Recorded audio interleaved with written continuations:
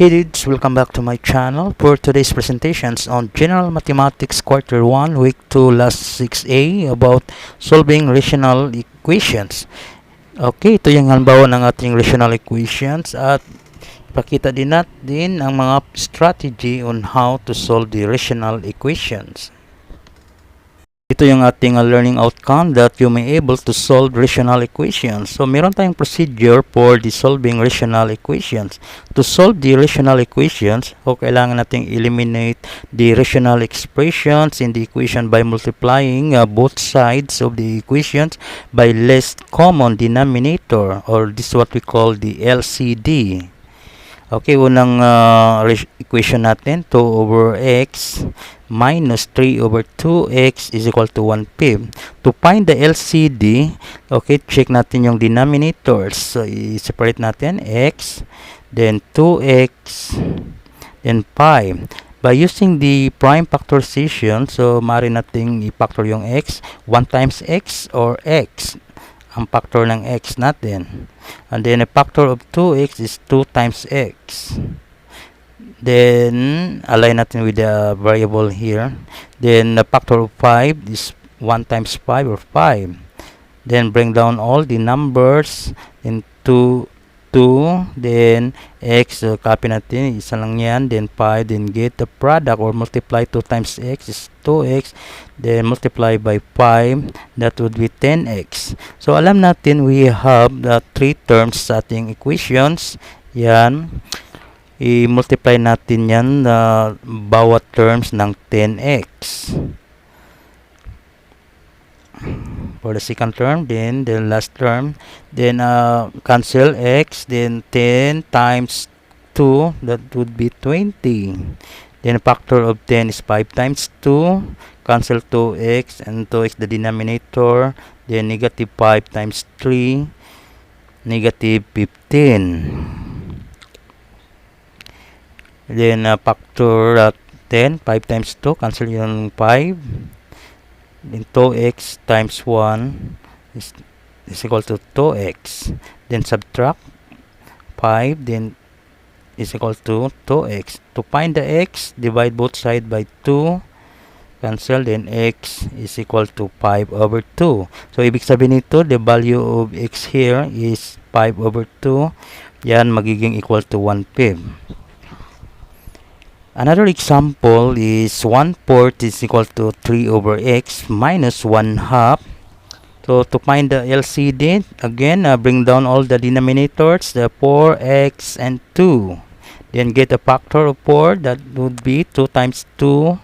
And the factor of x is just x. The factor of 2 is 2. Then align with the other 2. Then bring down 2 to x. Then get the LCD and multiply 2 times 2 times x for x. So, we have 3 terms here. I-multiply natin ang bawat term ng 4x. Then, cancel the 4, the numerator and denominator. Yun, maiwan is x. Then cancel x. Then, 4 times 3 is 12. Minus, then factor 4, 2 times 2. Cancel the numerator and denominator. 2, may 1 is 2x, multiply by 1, that is 2x. Then transfer natin negative 2x kabila, magiging positive 2x, x plus 2x is equal to 12. Then get the sum, that would be 3x is equal to 12. Divide both sides by 3, cancel 3x is 12 divided 3 is 4. So the value of x here is 4.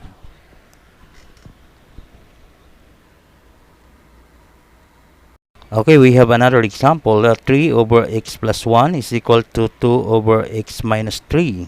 To find the LCD here, so tingnan natin yung denominator. So we have the x plus 1, a quantity of x plus 1, then a quantity of x minus 3. Since the exponent of x here is 1, so the factor here just the quantity of x plus 1.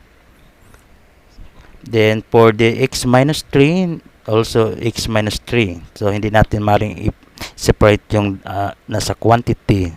So, therefore, the LCD is a quantity of x plus 1 then multiplied by x minus 3. So we have two terms here. Multiply natin yung LCD, a quantity of x plus 1 and quantity of x minus 3. So i-cancel natin yung same quantity x plus 1. So maiwan is 3 and multiply by the quantity of x minus 3. Then is equal to, cancel natin yung x minus 3, same quantities. Then maiwan is 2, a quantity of x plus 1. Then using the distributive property, the multiply 3 times x is 3x. Then 3 times negative 3 is negative 9. N is equal to 2 times x is 2x. Then 2 times 1, that is 2. Then transfer natin yung x variable sa kabila, then magiging negative 2x. Then 3x minus 2x. Then the constant, which is negative 9, transfer natin sa kabila, maging positive 9, 2 plus 9. Then subtract 3x minus 2x, that is x, then 11. So the value of x here is 11. So andito na tayo sa ating learning activity sheet number 6A. So let's solve or find the solutions for each rational equations below. So we have 5 rational equations.